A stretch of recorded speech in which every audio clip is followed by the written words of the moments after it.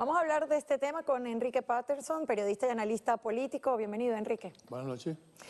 También tenemos a Sergio Comas, abogado. Gracias por venir a Mano Limpia. Buenas noches, gracias. Y tenemos vía Skype desde Caracas, Alfredo Llanes Mondragón, director de El Universal TV. Buenas noches, Alfredo. Gracias. Hola Luisiana, Enrique, Sergio, muchas gracias por la invitación. Alfredo, vamos a comenzar con el tema de Venezuela. ¿Qué tipo de facultad tendría el presidente Maduro para luchar contra la corrupción si le es aprobada esta ley habilitante? Bueno, realmente no tendría ninguna facultad adicional a las que ya tiene Luisiana.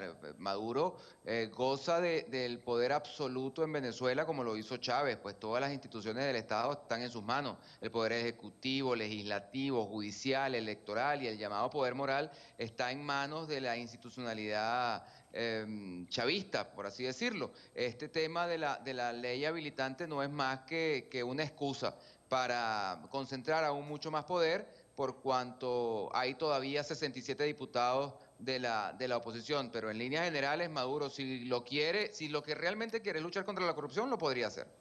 ¿De qué entonces podría ocurrir toda vez que de conseguir el voto que le falta en el Congreso, Maduro tenga estos poderes especiales si no es luchar contra la corrupción, como lo dices tú? Bueno, básicamente ir aún más contra quienes disienten políticamente de Maduro, tratar de encauzar quizá con una copia de esas leyes que el microintroductorio decía, copia de la legislación cubana, pues tratar de arrebatar bienes o algún tipo de fortuna de parte de quienes disienten políticamente de Maduro, bien sea factores políticos o algún tipo de medio, empresarios que no comulguen con Maduro, pues él iría con aquella práctica ya del chavismo, de la expropiación, del tomarse las propiedades de terceros. Quizá eso podría ser lo que haga, insisto, camuflado con el tema de la lucha contra la corrupción. Enrique, ¿esto que estamos viendo en Venezuela es un reflejo de algo similar que haya ocurrido en La Habana? Bueno, es un reflejo en gran medida porque en última instancia el gobierno cubano tiene el control absoluto de todas las instituciones y si quisiera luchar contra la corrupción, lo primero que tendría que hacer el gobierno cubano es dejar de tener el control absoluto de las instituciones, o sea, tener una institución independiente, en este caso la Contraloría de la República, que no dependiera ni del Partido Comunista ni de la presidencia y que pudiera investigar. Pero en el caso de Venezuela yo creo que hay algo más, hay una lucha política interna dentro del chavismo. Y hay un sector del chavismo, que es el sector que más o menos está a la cabeza de Diosdado Cabello, que al parecer, según percibo, tiene sus conflictos con Maduro y han estado acusados de ser los que más están en las cosas de los negocios y la corrupción. ¿No será una jugada también de Maduro a ver cómo le crea un ruido en el sistema a ese sector dentro del chavismo y usar a la oposición precisamente para que le elimine o para que le neutralice a ese sector por miedo a que le vayan a ir arriba? Esto puede ser. En el caso cubano no es así. En el caso cubano lo que ocurre es que la corrupción es intrínseca al sistema porque el sistema no tiene contrapesos y controles. Y por lo tanto, cuando surge un enemigo político o personal o cuando alguien está interfiriendo con los intereses de alguien que está más arriba, entonces se lo acusa de corrupción como para poderlo eliminar, pero la estructura del gobierno cubano propicia la corrupción porque no hay división de poderes y no es un Estado de Derecho.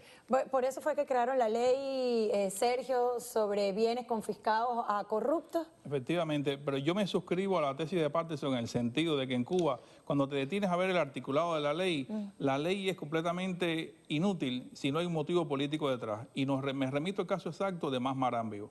No se hizo ninguna investigación contra Mas Marambio, alias El Guatón, hasta que el 14 de diciembre del 2009 no se supo que Enrique Minami no ganaba las elecciones en Chile y el Guatón no cumplía el mandato de Fidel y Raúl de apoyar a la izquierda. Eso es lo que hizo que entrara Piñera. Entonces, inmediatamente se desata un proceso de corrupción contra Mas Marambio, que últimamente él lo ha contestado con 21 preguntas en un tribunal internacional, de una manera contable muy bien fundamentada, incluso hasta con un poco de izquierda, vamos a decir. Pero es el espejo real de qué le va a pasar a los inversores en Cuba bajo la ley de la corrupción. Es que se le va a activar un expediente cuando resulte conveniente, como dice Patterson, y van a ser apartados por corruptos. O sea, la parte legal no sería importante aquí. ¿Y por qué Castro, cuando emitía esta ley, decía, tenemos que dar el ejemplo por casa? ¿A qué se refería? Mira, aquí hay un problema. ¿Okay? Cuba tiene una situación económica bastante peculiar, es decir, una situación económica extrema. No es lo mismo que en la época cuando estaba en el subsidio. O sea, cuando existía el subsidio soviético, a cada nivel del Estado y del partido, cada persona en su área podía sustraer recursos y siempre quedaban los grandes recursos para la familia Castro y la gente los más importantes del puro político. No todos podían robar, ¿eh?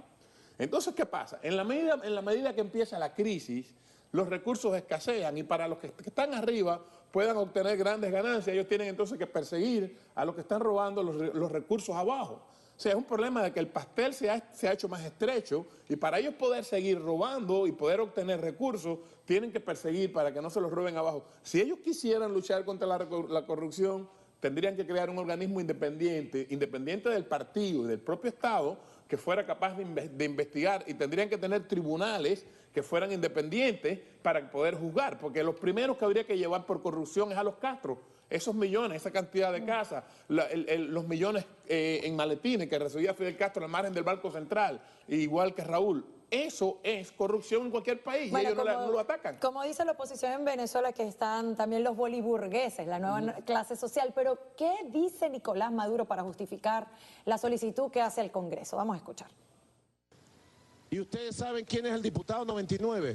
No, que hace falta el diputado 99 para aprobar a Maduro la ley habilitante, que solamente tiene 97, no 98 diputados. No, que hace falta el 99. Yo ya tengo el 99.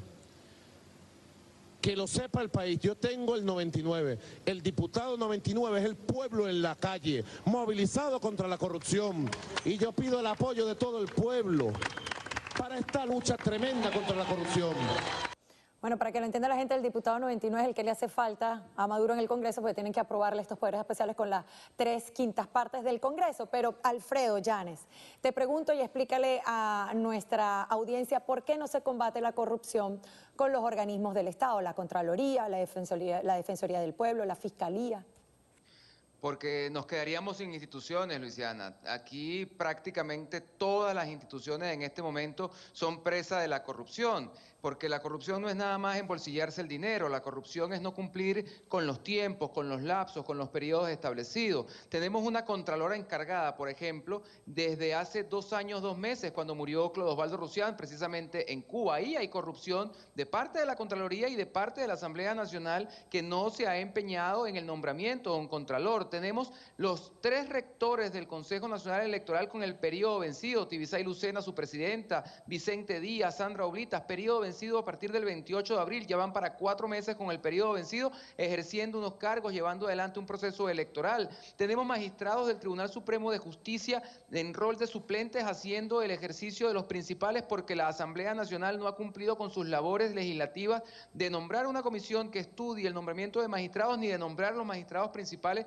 cuyo periodo de 12 años ya fue cumplido y apartados los principales, pero los suplentes, que también se les venció el periodo de 12 años, asumieron el rol de principales. Por ahí hay un tema gravísimo de corrupción. Luego hay un tema de corrupción en función de las competencias. La Defensoría del Pueblo, por ejemplo, no se dedica a defender al pueblo en ninguna de sus partes, a ver, Alfredo, ni al pueblo penitenciario, ni al pueblo de los políticos que se encuentran presos o llamados presos políticos, ni en ninguna de las instancias. Entonces, no se lucha contra la corrupción porque sería atentar contra los mismos corruptos que están en el ejercicio del poder. Bueno, pero a ciencia cierta es verdad, no ha habido una medida de parte de Nicolás Maduro para que actúen los organismos, pero en el caso de Cuba, Sergio Raúl Castro sí decía, bueno, con esta ley sobre bienes confiscados queremos crear una sola norma para que todas las instituciones actúen bajo eso. Lo que ocurre es que Raúl ha querido dar un viso de institucionalidad a este proceso que cae en un momento histórico muy preciso, y es el momento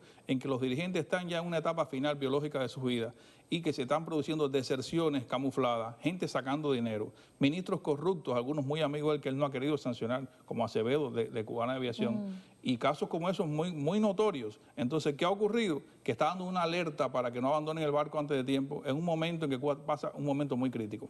Pero va a pasar factura con esta ley a las cabezas de sus instituciones. Él va a pasar factura, pero la factura la va a pasar en casos particulares a las personas que no le convenga, porque de lo contrario se tendría que pasar factura a él y a sus amigos. O sea, la mansión que se ha hecho Ramiro Valdés en Jaimanita, ¿cómo se puede explicar que se pueda tener esa mansión con el salario que él obtenía? Bueno, ¿será que se lo pagan de Venezuela? Digo yo, porque Ramiro Valdés dice que es la mente de todo lo que ocurre en Venezuela. Esa mansión se hizo antes del proceso venezolano. ¿Cómo se justifica? Y los ejemplos son disímiles. Las empresas que algunos de sus hijos tienen en el exterior, ¿de dónde salió el capital originario? Bueno, lo que está a la vista no necesita anteojos, se nos agotó el tiempo. Gracias por haber venido, Sergio. Y Enrique, igual para ti, Alfredo. Hacemos una pausa, amigos, pero al volver, un personaje, seguimos hablando de Cuba, con profunda realidad nos relata el drama que viven día a día muchos cubanos. El nuevo Pánfilo, a la vuelta.